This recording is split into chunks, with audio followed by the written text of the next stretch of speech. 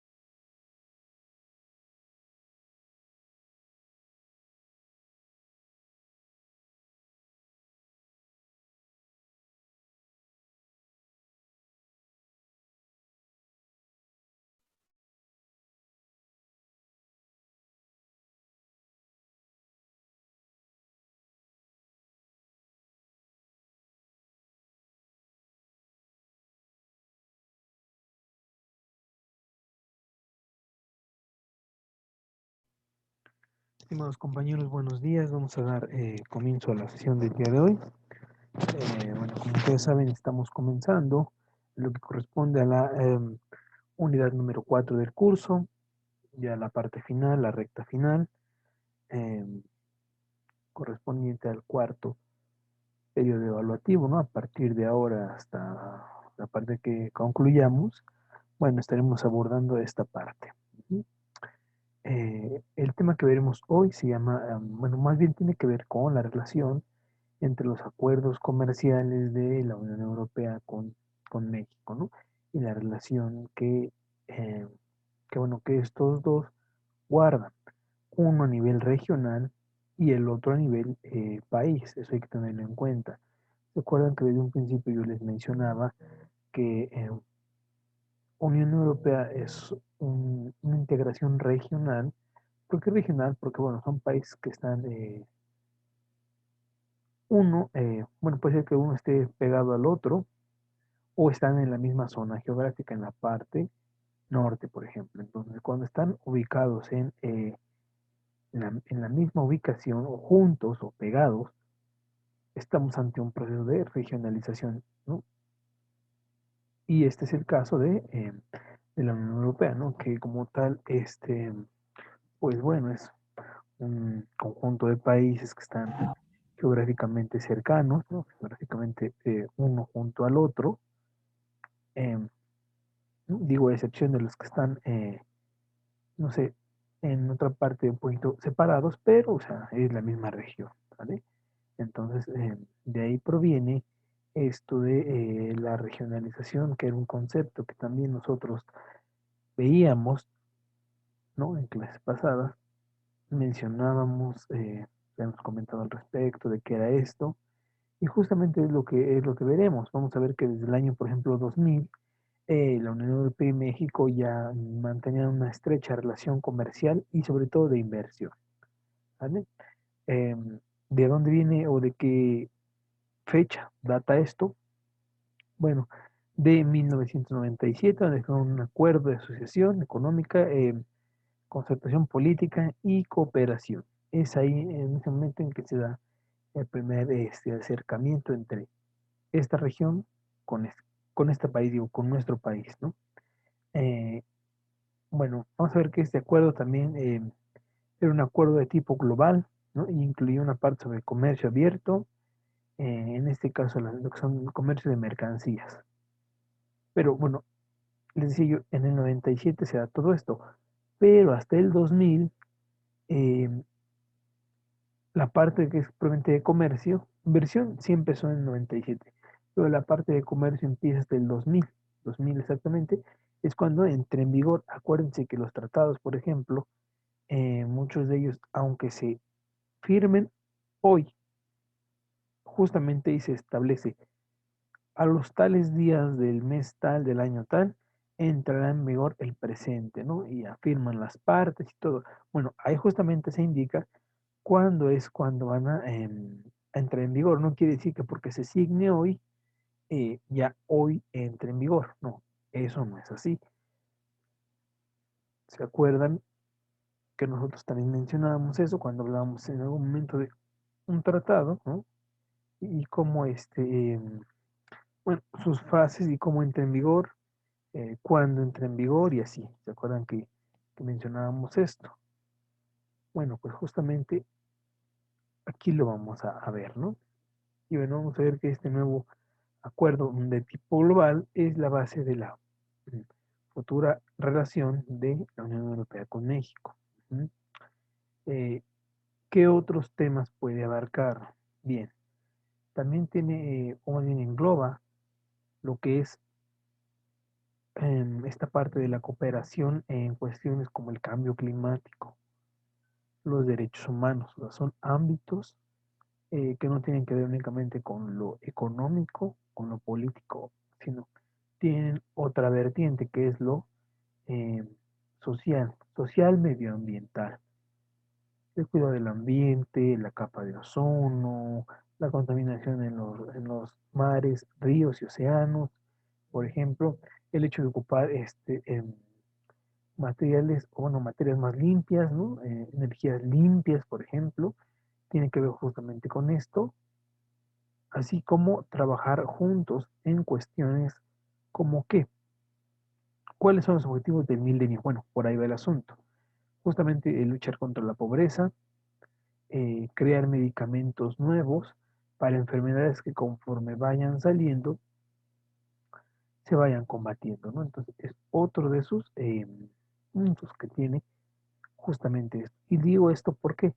Porque podemos estar viendo que en la actualidad se están desarrollando nuevos medicamentos, en este caso vacunas, contra la pandemia que estamos viviendo. Entonces, estos acuerdos facilitan mucho estas relaciones. Eh, sobre todo en el punto que les dije de los nuevos medicamentos, ¿no? Obviamente, esto es un medicamento y es el desarrollo de este nuevo medicamento, justamente cómo se está trabajando, ¿no? Entonces, bueno, voy a pasar lista rapidísimo para que continuemos.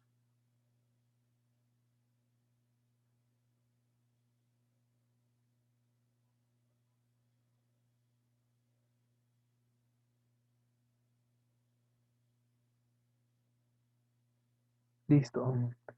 Judith, Presente. muy bien. Ábalos, Presente. muy bien. Alba, Presente. muy bien. Giselle,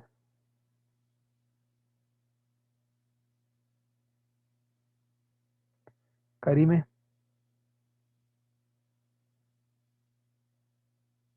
Once, Presente. Nayeli, Presente. Wendy, Presente. León Cerón, Presente. Villaseñor, Presente. Nabil, Pedraza, Nancy, Presente. bien. Armando, Presente. bien. Alexis, Geraldine, Presente. muy bien. Orland, Presente. muy bien. Andrés, Presente. muy bien, compañero. Bueno, pues vamos a continuar entonces.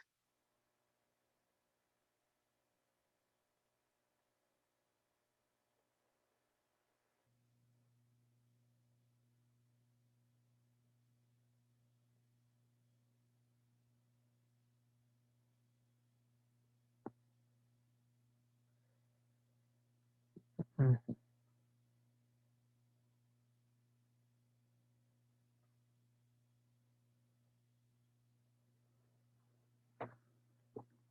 Listo, vamos a comenzar. Bueno, les decía que el tema que veremos hoy es la relación de México, de la Unión Europea con México, ¿no? Entonces, relación de la Unión Europea con México, ¿no? Relación Unión Europea con México es justamente lo que trabajaremos el día de hoy. Y bueno, yo les mencionaba algunas cuestiones, ¿no? De esto justamente. eh, Hace ratito les decía que en el año 2000, eh, que en el año 2000 ya había una estrecha relación, ya había una estrecha relación entre ambos, ¿no? Justamente, sobre todo en las cuestiones de, les dije, de inversión y de mercancías. Pero que en 1997 ellos ya tenían bueno, un acuerdo, más bien firmaron un acuerdo sobre comercio abierto, pero entra en vigor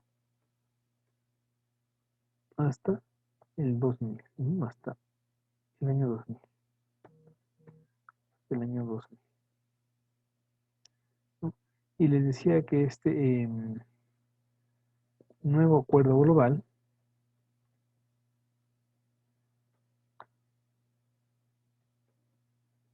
es la base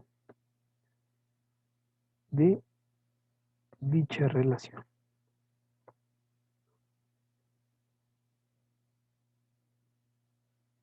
Ahora les decía yo que abarca otros aspectos. Tenemos por un lado lo de la cooperación en cuestiones climáticas y los derechos humanos. Por otro lado tenemos trabajar juntos en la lucha contra la pobreza o en la investigación, bueno, y más de medicamentos, es decir, investigación y desarrollo, ¿no? Y más D, acuérdense, es una parte fundamental de una empresa, el departamento de I más D, donde se van a desarrollar todos aquellos nuevos productos eh, que, bueno, que servirán para modificar los aspectos actuales, ¿no? Sobre todo en esa carrera tecnológica que se vive a diario, bueno, poder participar ahí. Bien, voy a trabajar cada uno de los aspectos, lo voy a ir poniendo uno por uno para que lo vayamos bueno, desarrollando. El primero de ellos, les decía yo, es el comercio de mercancías. El número uno es el comercio de mercancías. Comercio de mercancías. Es el primero de ellos. Ujú. Bueno, vamos a ver que en esta parte abarca las siguientes cuestiones. Uno de ellos es lo que tiene que ver con los aranceles aduaneros, ya que se eliminan los aranceles de los productos manufacturados, pero no los de bebidas y alimentos, en primer lugar. El segundo es que hay otras medidas como cuáles.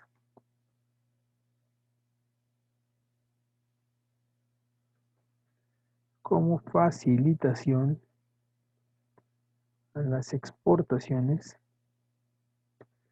entre autoridades de la Unión Europea y México. ¿En qué sentido? Bueno, en primer lugar tenemos en la cuestión de, probablemente los procedimientos aduaneros. Luego tenemos lo que tiene que ver con las normas internacionales. Normas internacionales. También es importante. ¿Cuál es la norma internacional de la Unión Europea, compañeros? ¿Cómo se llama? ¿Cómo se llama esa norma internacional que mencionamos? Empieza con la letra T. Compañeros, ¿cómo se llama esa norma internacional de la Unión Europea? Como dijimos que se llamaba. El TARIC, ¿verdad? Si lo recuerdan, que lo mencionamos. Bueno, ese es el llamado TARIC. TARIC, ¿no? Que es una norma internacional para la clasificación de las mercancías que se tienen con la Unión Europea. El TARIC. Y tiene que ver también sobre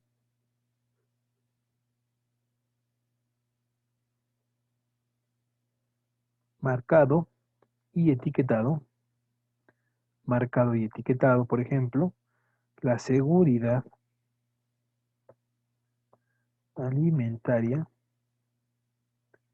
y sobre todo procedimientos en materia de salud, tanto animal como vegetal. Obviamente tiene que ver con los certificados fitosanitarios ISO sanitarios. Muy bien. Básicamente en esto es donde eh, se, se, bueno, se abarca del comercio de mercancías. Les voy a dar un dato. Desde el año 2000, bueno, que entró en vigor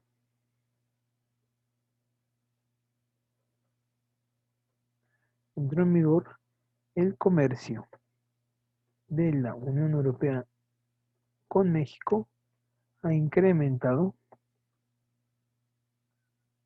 en 148%. Un dato para que vean cómo se encuentra específicamente el comercio de las mercancías. Ujú. Entonces, bueno, es como se ha incrementado en más del 100%, es decir, por ejemplo, si era de 100 millones, si se convirtió bueno, si aumentó en 148, aumentó 150 millones más, ¿no? Entonces era 100, quedó en 250 aproximadamente. Ujú. Muy bien. Ese es uno de los primeros aspectos, ¿no?, que abarca esta relación de la Unión Europea con México. Por favor, tomen nota para que podamos continuar. Profe, ¿el TARIC también se basa en aranceles? Creo El que sí TARIC, escuché bien. sí, el ¿Sí? TARIC se basa en aranceles. Muy bien, entonces les doy 2 minutos para que copien esto y podamos avanzar con el punto que sigue, por favor.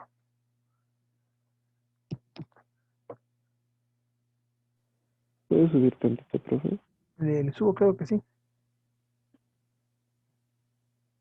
Gracias. Sí.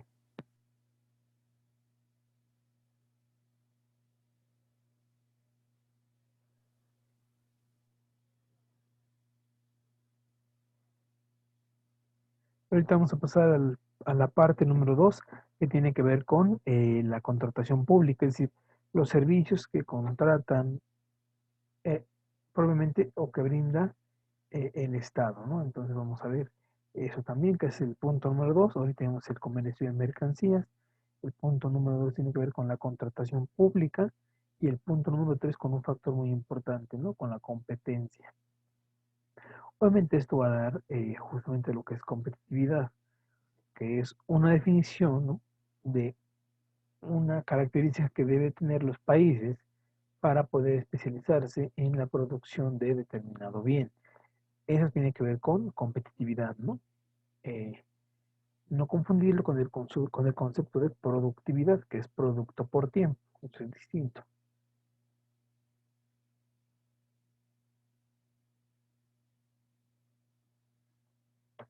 Entonces, bueno, eh, esto es como un previo de lo que ha sucedido.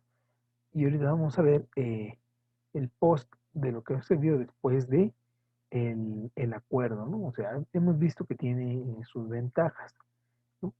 Eh, por ejemplo, el dato que les di aquí del incremento que ha tenido el comercio, que es de 148% desde que entró en vigor. Bueno, eso nos habla del gran auge que ha tenido.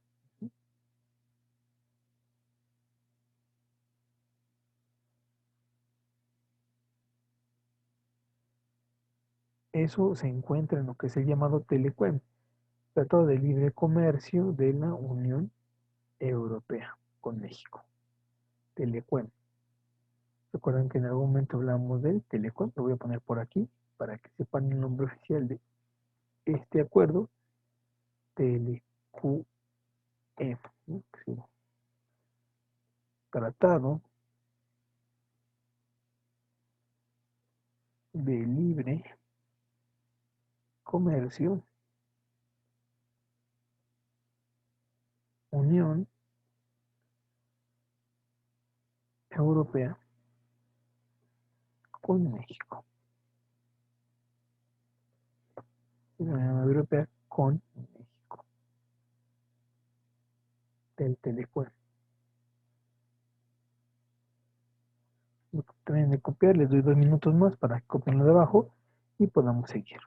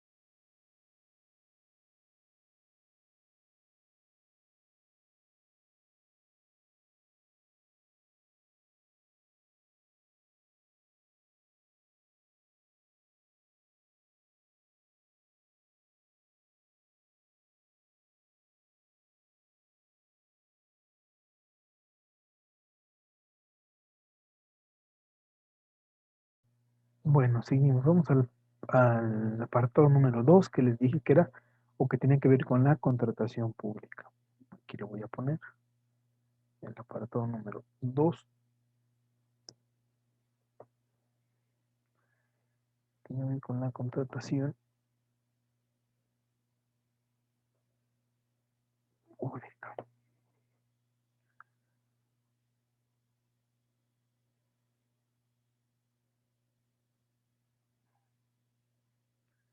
Bueno, vamos a ver que gracias a este acuerdo,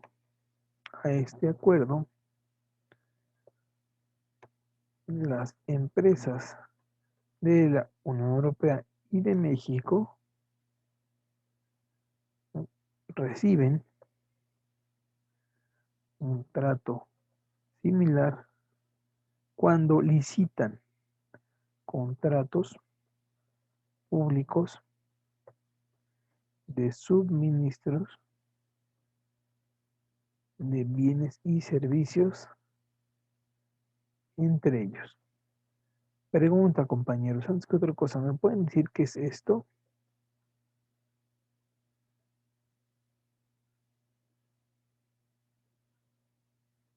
¿Qué es una licitación, compañeros? ¿Me pueden decir?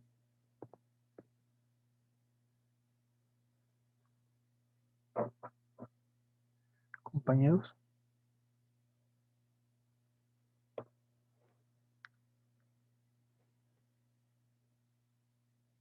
¿me pueden decir qué es una licitación, compañeros, por favor? Es como una subasta, ¿En qué consiste? pues es como ofertar algo. Es como ofertar algo, ok. ¿Ha visto algún ejemplo de una subasta, Varela? Pues Perdón, de una yo licitación. no, pero pues lo más parecido a una subasta puede ser eBay, ¿no? Ahí subastan cosas. Ah, ok. Bueno, en un sentido estricto, puede tomarse en cuenta como una subasta. Tenemos aquí el precio no es público. En este caso, vamos a ver que es un sistema por el cual se adjudica lo que es la realización de una obra, un proyecto o un servicio, eh, obviamente que tiene que ver más de carácter público, a la persona o empresa que ofrece las mejores condiciones. Vamos a pensar que yo soy el gobierno y necesito quien me construya una obra del metro. Entonces yo saco mi licitación pública en el periódico, en internet, en redes sociales, etcétera. Las empresas encargadas de adecuar sistemas, por ejemplo, de trenes, quieren participar y obviamente cuando participan, vamos a ver qué tienen que ofrecer bueno, más bien tienen que leer las bases que son, pues todas las indicaciones de lo que quieren justamente, las especificaciones técnicas de lo que necesitan, ¿no? Y de esa manera, pues participan, hacen una propuesta, pueden incluso llevar muestras, ejemplos, hacen un ejemplo de lo que ellos te ofrecen, obviamente que esté muy apegado a lo que necesitas, te dan el precio de la obra que tú quieres, y si necesito tantos vagones, o no sé, tantos días de metro, etcétera. eh, Ellos ofrecen su precio en sobrecerrado, el costo del trabajo en sobrecerrado, que te ofrecen bueno, pues no se puede ser inclusive piezas más reforzadas, otros sistemas más actuales, todo eso lo tienen que especificar ellos en la licitación. Y el gobierno pues recibe varias licitaciones de varias empresas que se dedican a esto, eh, los revisa, los ve y la que tenga el mejor precio y la mejor calidad es la que se llevará a cabo, ¿no?, con esa empresa. Obviamente, ¿cuál es el trasfondo de una licitación? El manejo transparente de los recursos. ¿Por qué? Porque pasa si yo como gobierno necesito, no sé, quién me construya puentes. Vamos a pensar dos grandes puentes, muy grandes. Necesito que me los construya. Puede ser que yo, con el círculo de gente que me rodeo, tengo amigos que tienen constructoras. Pues muy fácilmente les voy a dar el trabajo a mis amigos. Por favor, encárguense de los puentes. Sí, pero ¿qué pasa? ¿O para qué se puede prestar? ¿O cuál es lo que se quiere evitar? En primer lugar es que beneficias a gente que a lo mejor no tiene el mejor servicio ni el mejor precio. Puede ser que con otras personas esté más económico y mejor elaborado. Y con esto provoca que un manejo transparente de los recursos, ¿no? Entonces, para eso es una licitación, ¿vale? Entonces, bueno, vamos a el punto número 3, que tiene que ver con competencia.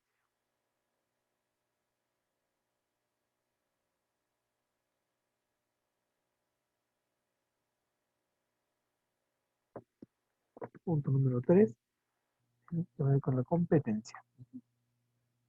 Con la competencia.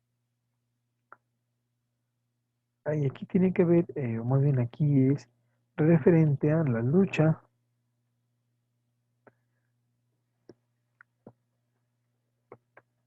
contra las conductas ilegales en el mercado. Pero, bueno, más bien así. Lucha contra las conductas ilegales del mercado. ¿Cuál puede ser una conducta ilegal en el mercado que se ve mucho en el comercio internacional? Bueno, por ejemplo, la lucha contra la discriminación de precios. Por ejemplo,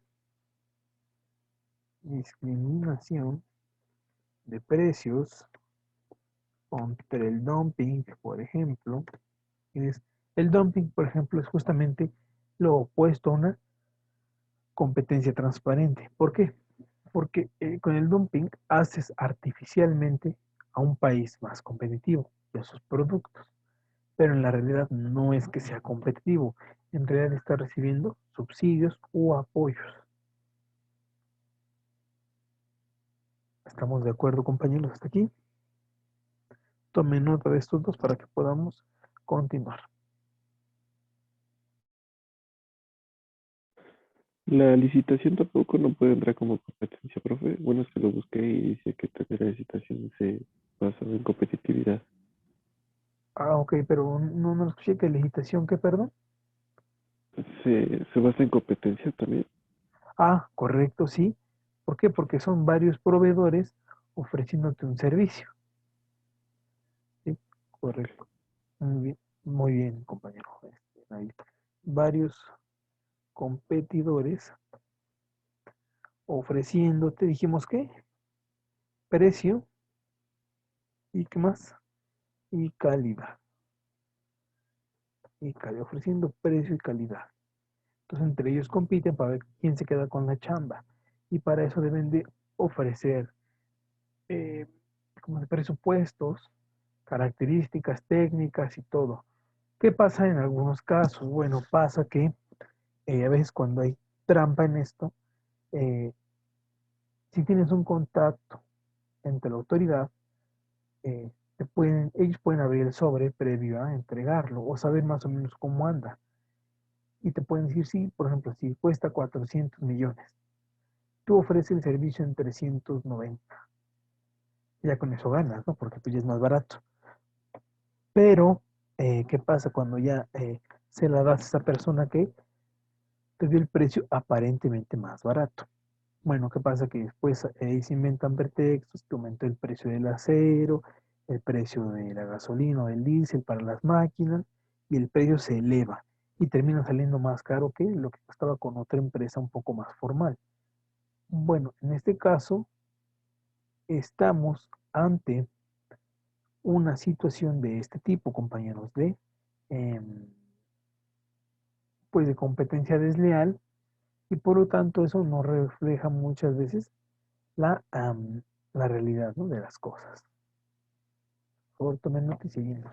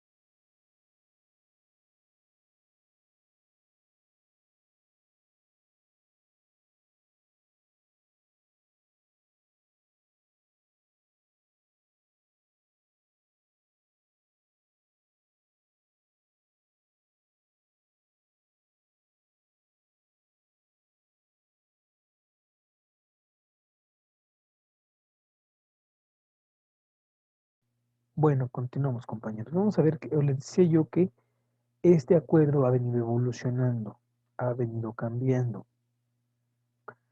Entonces, si nosotros vemos cómo ha evolucionado esta relación, vamos a ver que se ha elevado poco a poco, ¿no? ¿Justamente en qué sentido? En el siguiente.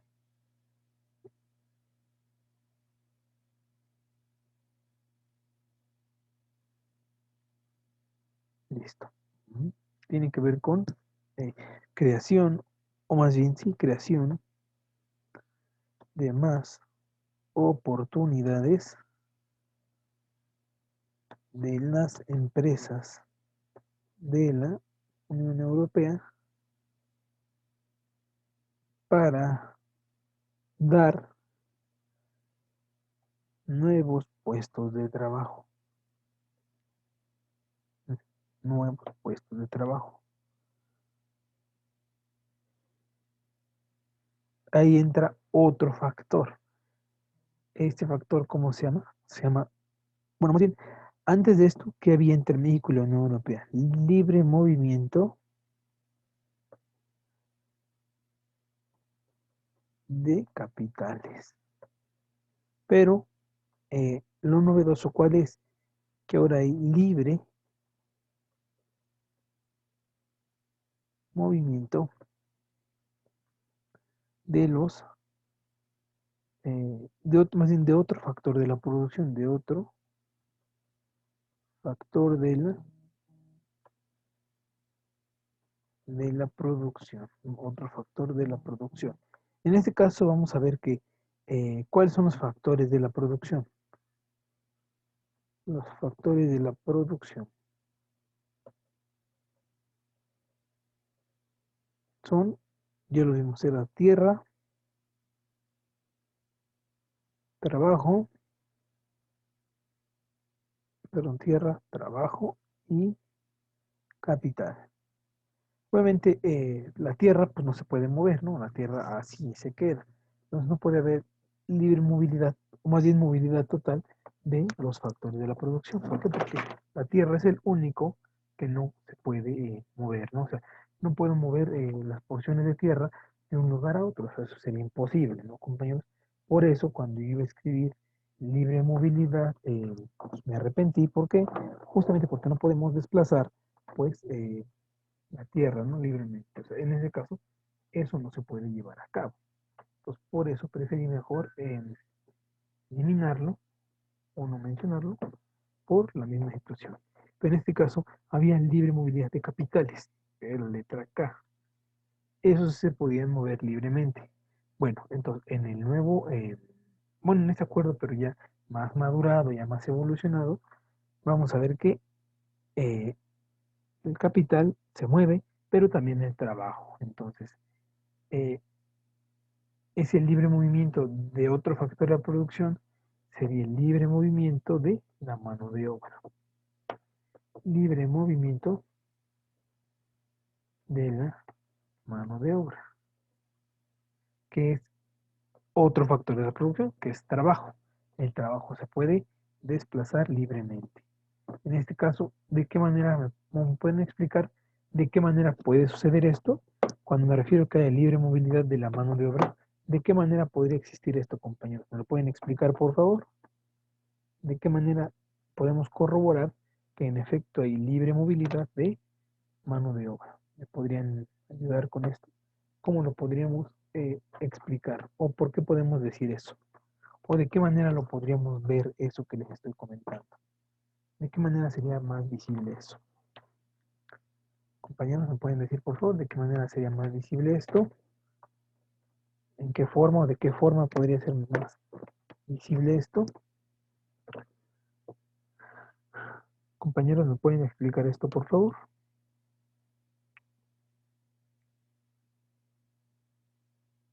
¿Sí me escuchan?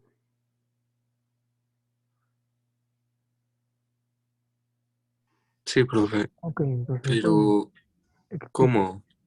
Sí, de qué manera podemos ver que en efecto hay libre movilidad de la mano de obra. Ah, pues Apenas estamos viendo lo del acuerdo del TECMEC y hicieron un capítulo sobre esta parte de más libertad laboral y mejores condiciones. Entonces ahí podría ser. Correcto, es una condición muy importante, muy bien, Varela, justamente eso que usted menciona, ¿no? Pero eso tiene que ver más, o sea, porque, bueno, o sea, sí va de la mano con el factor de la producción, pero tiene que ver más con las condiciones laborales. ¿Y cuál es una de ellas? El dumping laboral, que consiste en pagarle menos a tus empleados para bajar tus precios y volverte competitivo. En este caso, el libre movimiento, por ejemplo, entre México y Estados Unidos, existe el libre movimiento de la mano de obra. O sea, es decir, puede pasar un migrante mexicano a Estados Unidos a trabajar libremente sin ningún problema, compañeros. A ver, díganme, ¿eso es posible o no es posible? Ah, no. No, ¿verdad? Entonces, la movilidad no es posible. Las condiciones laborales sí son un punto de acuerdo. ¿Cuál sería? Que se le pague más a los, por ejemplo, los que trabajan en las maquiladoras de autos, ¿no? Que dicen que justamente de ahí viene lo que es el salario que aumentó. El salario en México no aumentó porque alguien haya decidido, ¿no? Desde algún lugar, hecho, vamos a incrementar el salario para que vivan mejor los mexicanos. Eso es falso. La verdadera explicación de por qué ese incremento es porque en el TEMEC dice que debe ser incrementado el salario del salario que estaba en 84 pesos a 160 y tantos, ¿no? 140 y tantos. Es por cuestión de un tratado. Y si ustedes revisan la jerarquía de las leyes, está la Constitución. ¿Y qué otro instrumento está a la par con la Constitución? Pues justamente los tratados comerciales. El tratado comercial tiene el rango de una Constitución. ¿Por qué? Porque es un compromiso que adquieres con un tercero. Entonces, pues bueno, el tratado debe de apegarse tanto a tu Constitución, o sea, debe ser legal, pero también hacia un tercero que es ese otro país con quien estás haciendo el tratado. Entonces, aquí es importante distinguir entre la libre movilidad y las mejores condiciones laborales. Por lo que le preguntaba al compañero hace rato, justamente que si alguien puede ir a Estados Unidos a trabajar libremente, pues ya no habría entonces eso de los polleros, de los mojados, de los inmigrantes, y así ya no habría eso. ¿Por qué? Porque ya podemos ir a trabajar allá. Y, por ejemplo, si yo vivo en Tijuana, puedo ir a trabajar a San Diego y regreso como si nada, ¿no? Como si fuera un mismo estado. Pero eso, pues obviamente, no es posible, ¿no? Y lo podemos ver en simplemente todas las deportaciones que han habido, nos indica cómo está el asunto y que justamente esto no sucede, ¿vale? Entonces, por favor, tomen nota para que podamos seguir.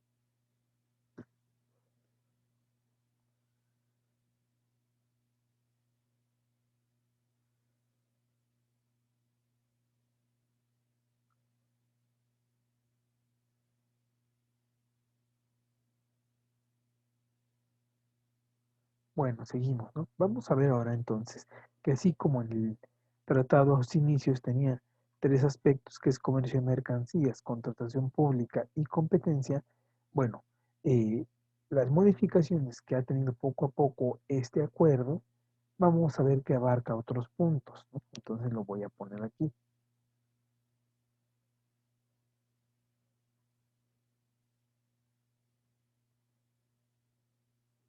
Que tiene que ver, número uno, con el comercio de servicios. El comercio de servicios. Aquí solamente hablábamos del comercio de mercancías, pero ahora viene el comercio de servicios, el cual es muy, muy importante y que vamos a explicarlo. Vamos a ver que abarca varios aspectos. Número uno, como bien inciso A, tiene que ver con un mayor acceso, ¿no? Y vamos a empezar a explicar aquí a qué me refiero. Un mayor acceso. Vamos a ver que un mayor acceso, ¿en qué sentido? Bueno, ¿en qué aspectos? Número uno, en el sector financiero. Es decir, el poder invertir con mayor certeza y agilidad entre ellos.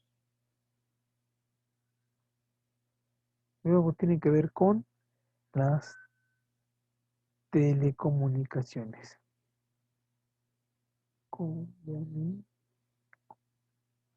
Las telecomunicaciones.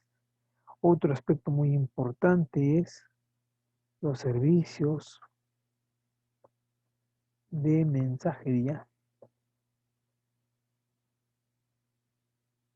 y así, ¿no? Luego tiene que haber eh, bueno, y esta serie de mensajería en el comercio digital, ¿no? Con la cuestión del transporte, ¿en qué sentido? Bueno, en que pueden ofrecerte una tarifa especial si tú contratas con una naviera, por ejemplo, de la Unión Europea. Tú como México contratas con ellos y puedes tener un precio preferencial, ¿vale? Primero, un mayor acceso.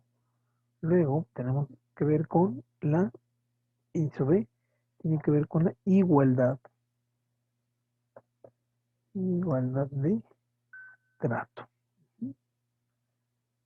Es decir, regular por igual el mercado de servicios.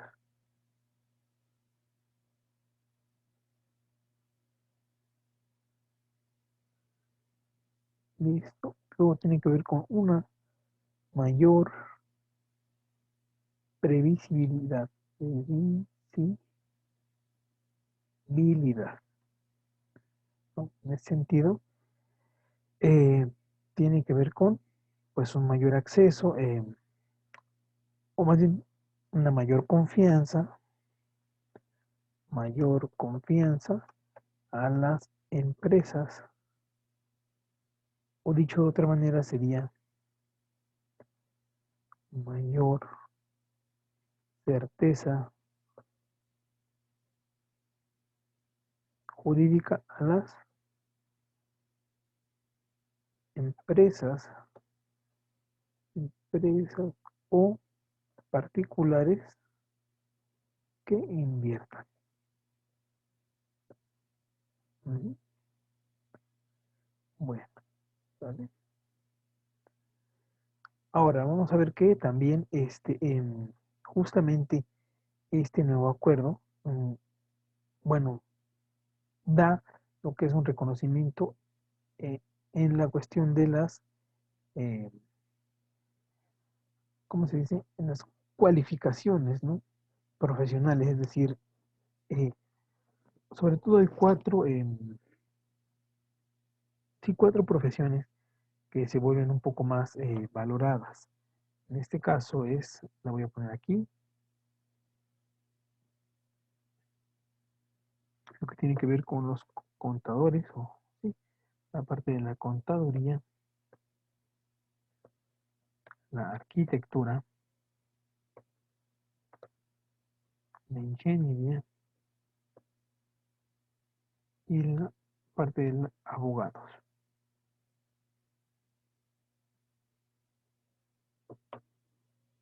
Ujú.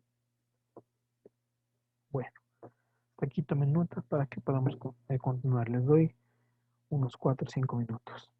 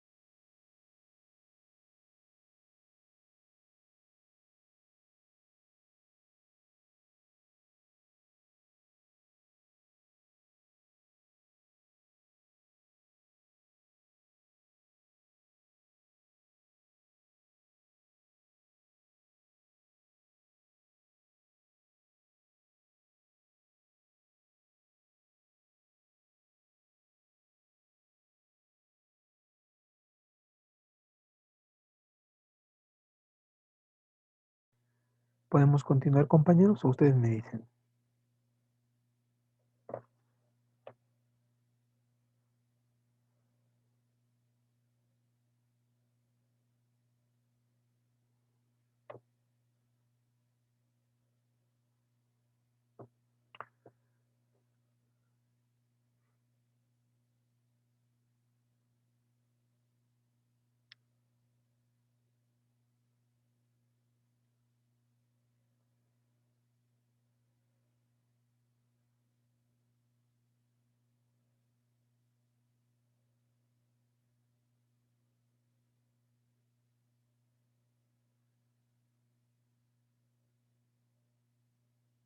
¿Podemos continuar, compañeros, o ustedes me indican, por favor?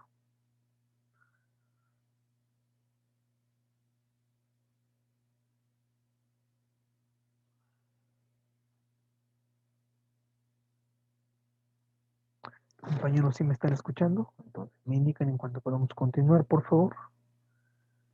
Bueno, yo ya, no sé, mis Ya, compañeros. ok. Muy bien, muy bien. Excelente. Bueno, seguimos. Eh, Vamos a ver en el aspecto número 2. Primero es comercio de servicios. En el aspecto número 2 tiene que ver con, lo voy a poner por aquí, justamente con el comercio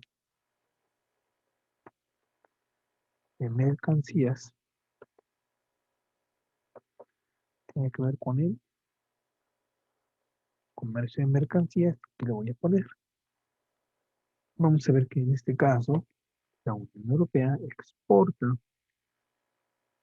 numerosas mercancías a México, ¿no? La Unión Europea exporta numerosas mercancías a México, ¿no? Voy a poner un pequeño cuadrito que me gustaría que ustedes, bueno, tomaran nota. Lo voy a poner, bueno, lo tengo aquí, déjame traerlo para que lo vean, ¿no? Mejor. Dame un segundo.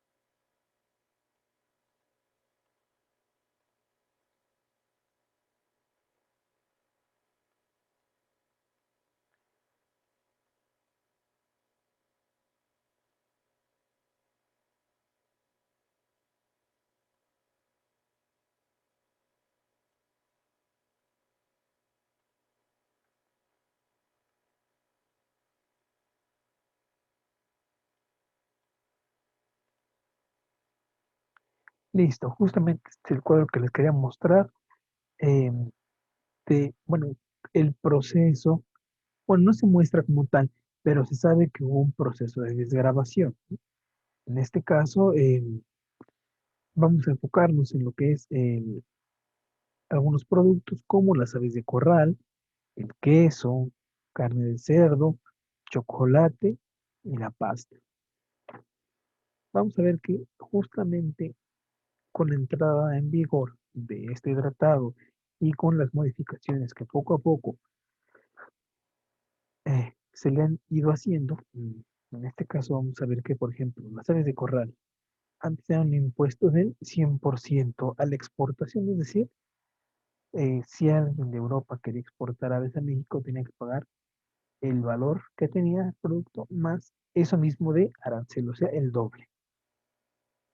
Con el acuerdo, 0%. O sea, quiere decir que proviene de una desgravación. 100, 50, 25 y 0, por ejemplo. En otro producto es el queso, que tenía un derecho de exportación de 45%, se desgravó y llegó a cero. Entonces tenemos la carne de cerdo, perdón, venía de 45% a 0%. Chocolate de más del 20% pasó a cero, lo mismo que la pasta. ¿No? Entonces, bueno, esto nos sirve para mostrarnos cómo la desgravación fue pues muy rápido. Ahora, si nos pusiéramos a analizar qué tan bueno fue que hicieran eso, pues habría que tener nuestras reservas, ¿no? ¿Por qué? Porque justamente, pues a veces no es lo mejor, ¿no? ¿Qué pasa, por ejemplo, con los productores de, no sé, de chocolate? Pues en este caso, el hecho de que, por ejemplo, el cacao que se eh, exporta de México a la Unión Europea, digo, en la Unión Europea no hay un solo árbol de cacao. Todo el cacao proviene de México, primordialmente. Y lo curioso es que México, por ejemplo, no es un productor de chocolate. México que produce cacao. Entonces, obviamente sus ingresos se ven afectados. ¿Por qué?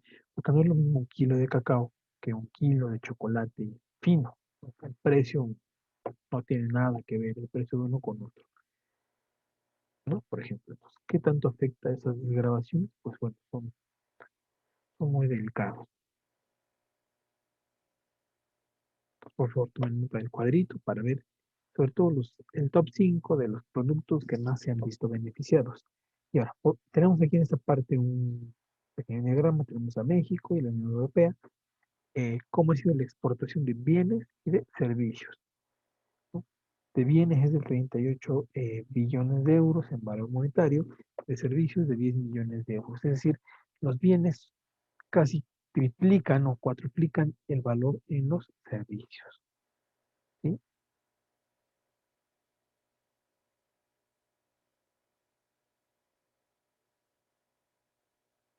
Por favor, tomen nota y seguimos.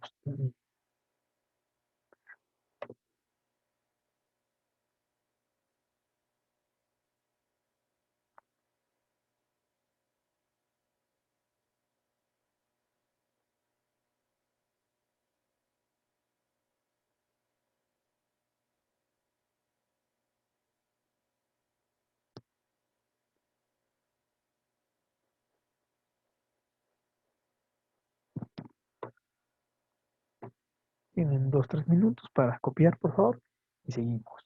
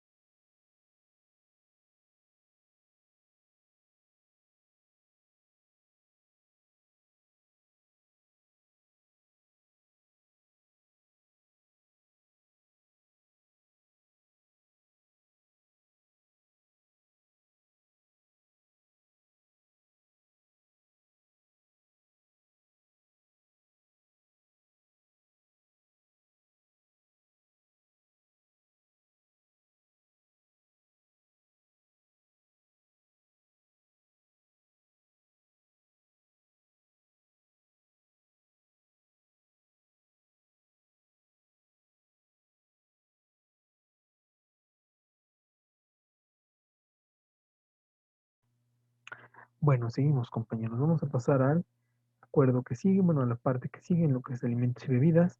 Tenemos una cosa que es sumamente importante, digo, sumamente importante porque, pues bueno, tiene que ver con las protecciones de origen. Déjenme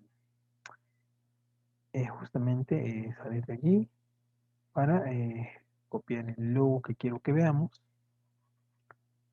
Ujú.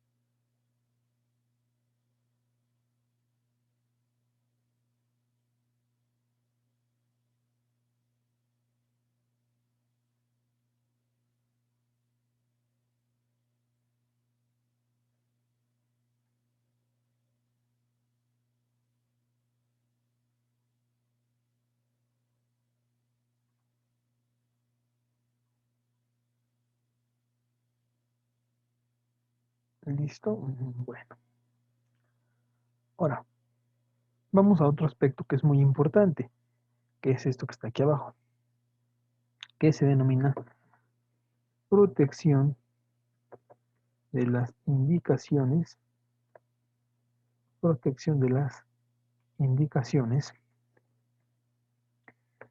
geográficas, ¿no? De las indicaciones geográficas, abreviado como IG de la Unión Europea, que tiene que ver con esto que está aquí abajo, ¿no? Vamos a ver que esto de la IG consiste en alimentos y bebidas, características, características de regiones específicas de la Unión Europea. En este caso, vamos a ver que con este nuevo acuerdo que se está haciendo, se pretende legalizar la venta en México de 140, perdón, de 340 imitaciones. Venta de imitaciones, aquí voy a poner venta de imitaciones de 340 alimentos y vinos de regiones específicas, ¿no? Aquí esto es más de cultura general, compañeros. Yo sé que ustedes lo saben. En este caso, por ejemplo, tenemos la champagne. ¿De qué parte de la champagne, compañeros? Compañeros, ¿de qué parte de la champagne?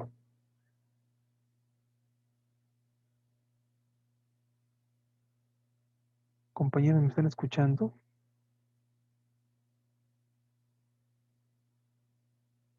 Compañeros, ¿me escuchan? Por favor, díganme de qué parte de la champaña.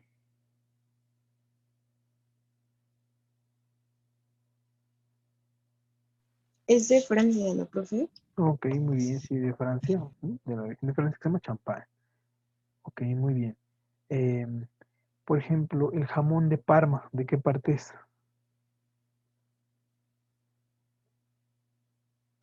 Compañeros, ¿de dónde es el jamón de Parma, por ejemplo?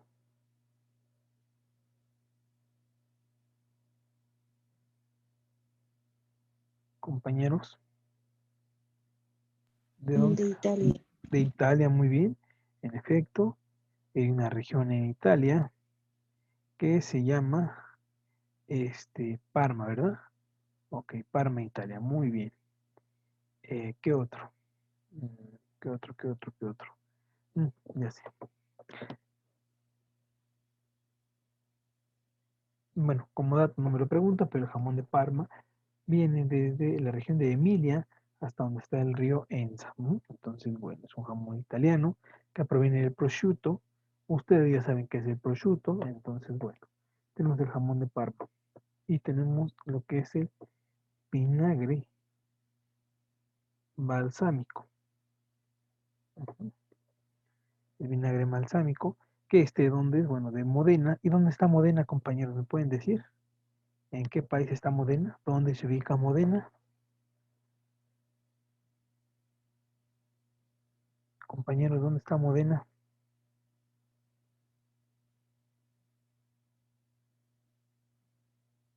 También está en Italia, ¿no? En Italia también está, correcto, muy bien, en Italia. Ujú. Lo mismo que el jamón de Parma. ¿Verdad?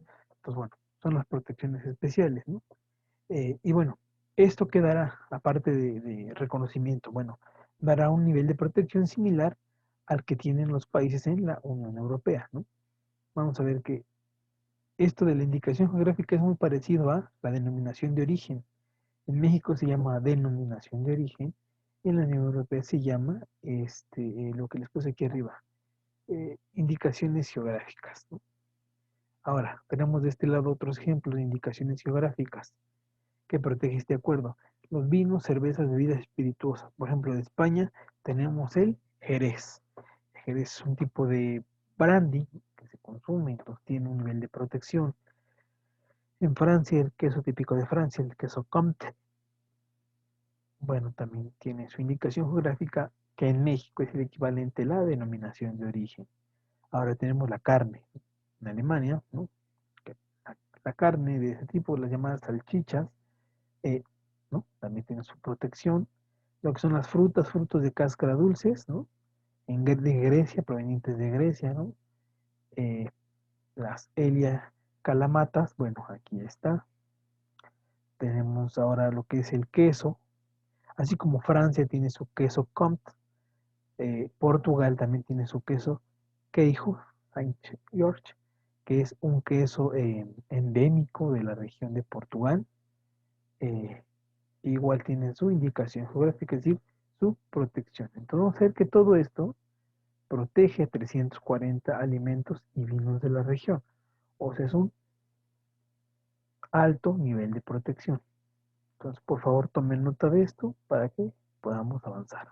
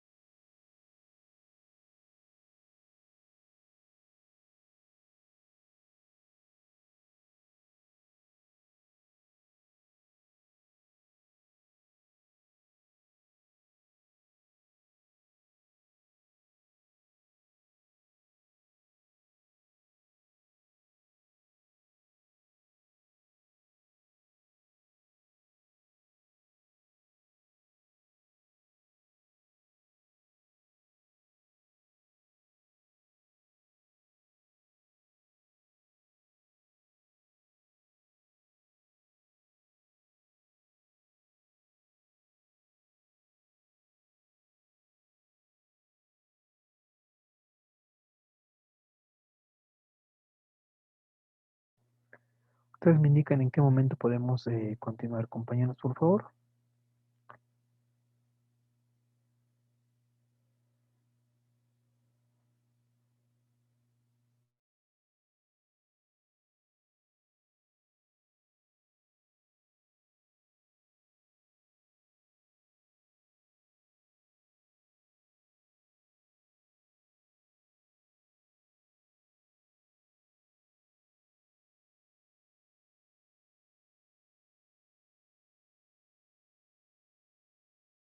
continuamos, ¿no? Ahora, en este mismo punto, quiero mencionar que la Unión Europea también protege a productos sensibles, ¿no? Entonces, este acuerdo abarca esa parte también, lo que es la protección de productos sensibles. Entonces, lo voy a poner por acá, que tiene que ver con la protección de productos sensibles para la Unión Europea. En este caso, eh, en dos aspectos, ¿no? Dos aspectos. El primero tiene que ver limitando la cantidad que México puede exportar a la Unión Europea con aranceles preferenciales. Y el número dos es permitiendo a la Unión Europea detener las importaciones preferenciales si se produce un aumento repentino que ponga en riesgo a los productores de la Unión Europea. En este caso, a ver, ¿me pueden decir esta parte, justamente esto, cómo se le llama en el argot del comercio? Limitando la cantidad que México puede exportar. Por un lado, que México puede exportar a la Unión Europea. Por el otro lado, es permitiendo que la Unión Europea detenga sus importaciones preferenciales si se produce un aumento repentino que ponga en riesgo. Mejor dicho, en el argot de comercio a esto, bueno, es que los dos son los mismos, no es que uno es visto desde que México detenga sus exportaciones o que la Unión Europea limite sus importaciones, pero a fin de cuentas es el intercambio frenado. ¿Cómo se le llama a esto en el argot del comercio internacional, compañeros? Ustedes me lo han dicho una vez. ¿Cómo se llama esto en el argot del comercio internacional, compañeros? ¿Cómo se le dice cuando un país permite que importe cierta cantidad a otro? ¿Cómo se denomina eso? Dijimos que es una regulación de restricción no arancelaria, pero ¿cómo se le denomina? ¿Es un qué? ¿Es un qué, compañeros? ¿Cómo se le llama? Empieza con la letra C. No, Es un cupo, ¿no? ok. Bueno, es un cupo, ¿sale? Es una cierta cantidad que se permite importar o exportar según desde donde lo veamos, ¿vale? Entonces, un cupo. Ahora, vamos a la parte de la garantía en cuestión sanitaria. Garantía de la seguridad alimentaria de la salud animal y vegetal. Ujú. En este caso tenemos lo primero que son las normas, ¿no? Que son normas sanitarias y fitosanitarias, ¿no? Luego tenemos la cooperación, que es otro instrumento. La cooperación es que hagan valer las normas sanitarias y fitosanitarias y mantener contacto regular con sus homólogos de la Unión Europea. Ujú. Bueno, ahora, otro tercer aspecto que también se debe de tocar, de lo que ya vimos aquí, tiene que ver con la cuestión de el mantener el acceso libre de derechos. El acceso libre de derechos, en este caso, tiene que ver con el marcado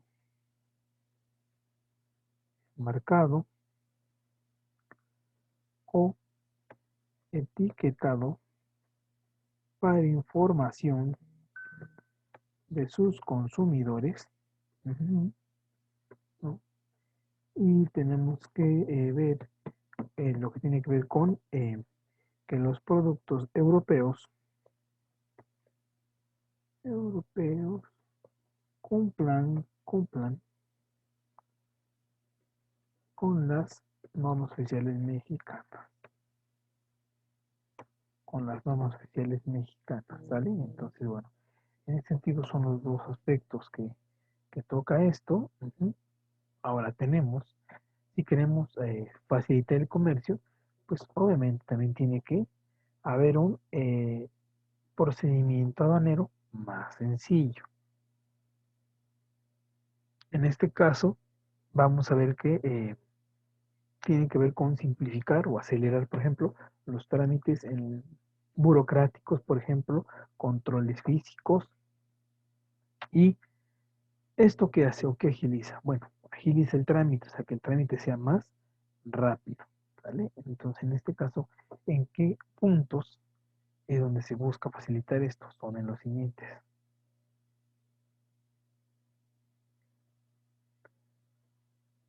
Tiene que ver en los puntos de lo que es la maquinaria,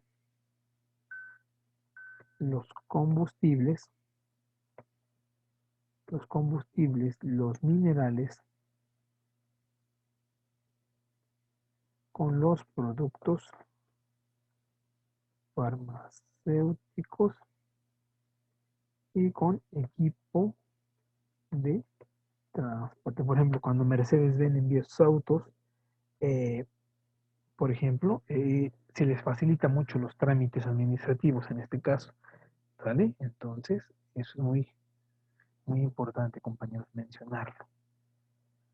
Ahora, dentro de este aspecto, dentro de la facilitación del cumplimiento de los requisitos técnicos de México sobre los productos, ¿qué tiene que ver esto de los requisitos técnicos? Es decir, si yo vendo un producto, debe tener ciertas características: calidad, durabilidad, resistencia, maleabilidad, por ejemplo. Entonces, me tengo que apegar en lo que son, en primer lugar, las normas internacionales.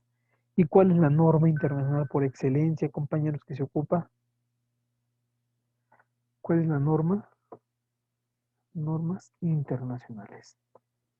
¿No? De lo que les decía yo, que tenga calidad, durabilidad,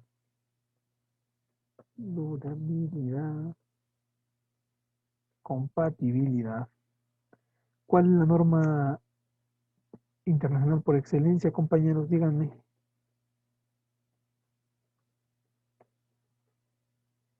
En la norma que se aplica para todos los productos, desde maquinaria, juguetes, alimentos, procedimientos. ¿Cuál es la norma internacional, compañeros, que es reconocida a nivel internacional? A ver, díganme, ¿cuál es esa norma?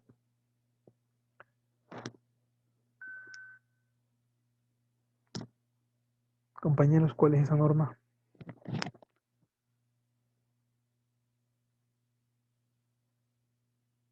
Muy bien, Varela. Está excelente. La respuesta es la norma ISO.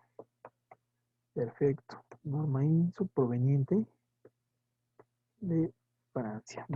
Muy bien. Ok, esa es la primera de ellas, la ISO.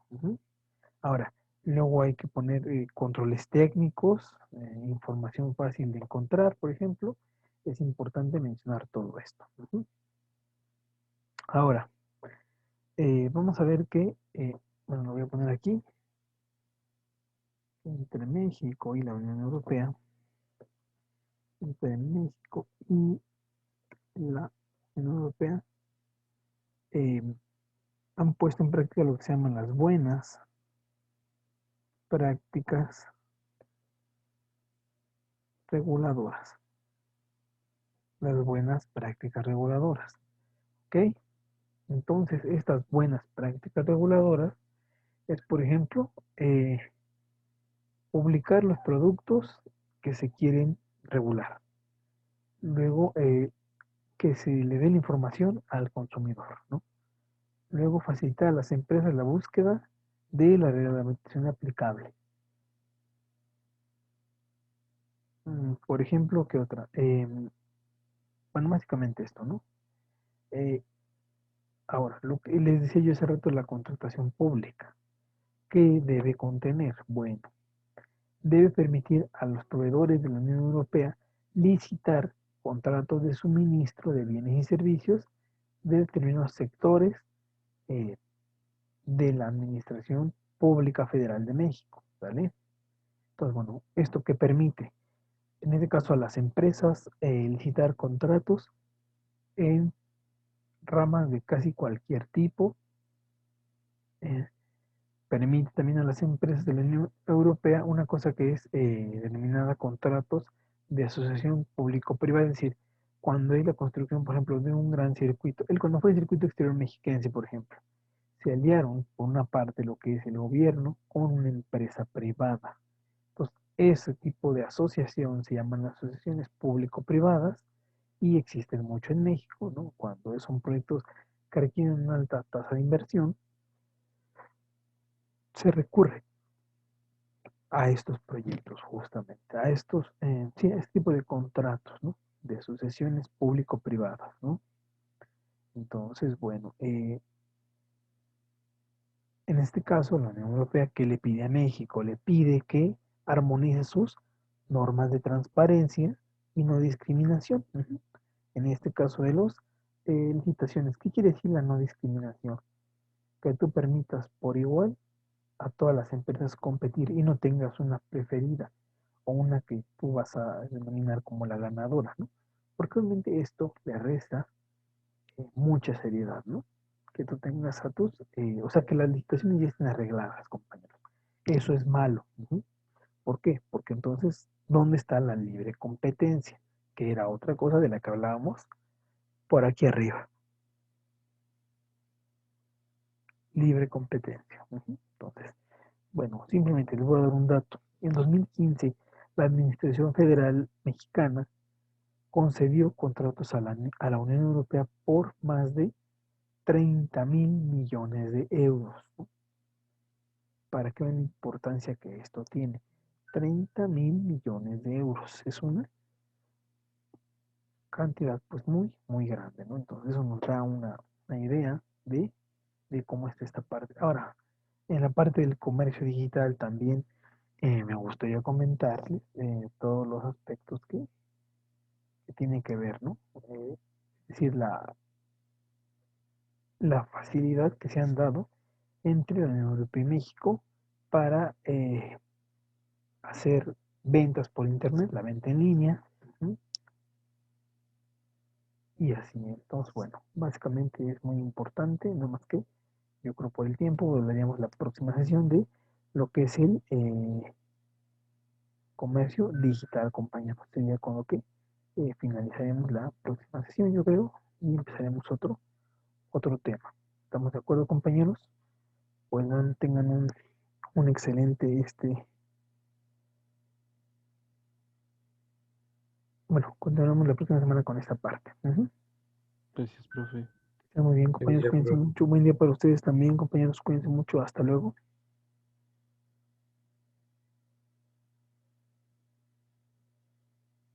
Adiós, profe. Adiós, Alma, hasta luego.